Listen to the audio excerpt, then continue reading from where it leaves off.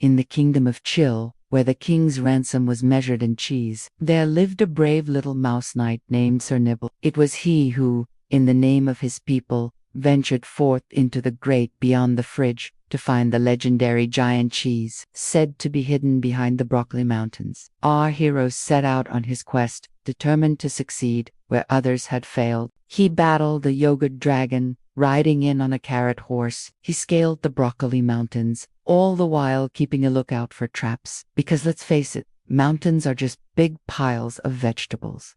What kind of nonsense is that? After many hours of intense, perilous climbing, Sir Nibbles finally reached the top of the mountain, only to find a small mouse staring at a very big piece of cheese. "Well, hello there," said Sir Nibbles. "I was hoping to find some cheese, but it seems that you have beaten me to the punch." The little mouse looked up at him and said, "This is no time for cheese, silly. This is a very important quest." And with that, he scurried away. Sir Nibbles was left with more questions than answers, but being a brave adventurer, he simply shrugged his shoulders and followed the little mouse into a cave. Inside, he found a vast chamber filled with all kinds of cheeses, from cheddar to Swiss to provolone. It was every mouse's dream come true. But then he heard a terrible roar and saw a giant rat wearing a crown made of lettuce approach. "Who dares steal my cheese?" he cried.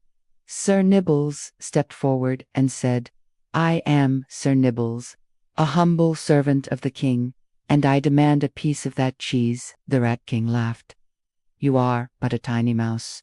What can you do? Knit me a sweater, perhaps, or maybe fetch me some cheese from behind the Spinnock Mountains." And so our hero found himself in the belly of the beast, scaling yet another mountain range. But this time it was different. These mountains were made of delicious-smelling cheese. How could such a thing be possible? Was this the giant cheese he had come so far to find? As he neared the top, he heard a familiar voice.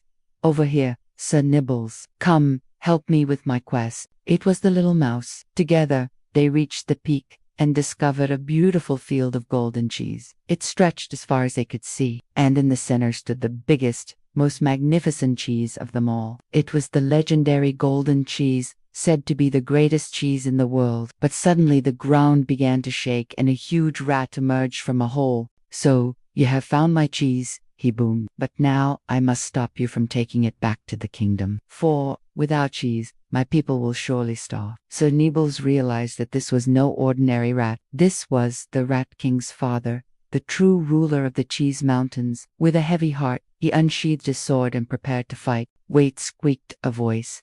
It was the little mouse. "I have an idea. Why do you want we all work together to bring cheese back to your people and put an end to this senseless fighting?" Sir Nibbles and the Rat King's his father looked at each other, and then at the vast field of golden cheese before them. They had found friendship, and that, my friends, is better than cheese.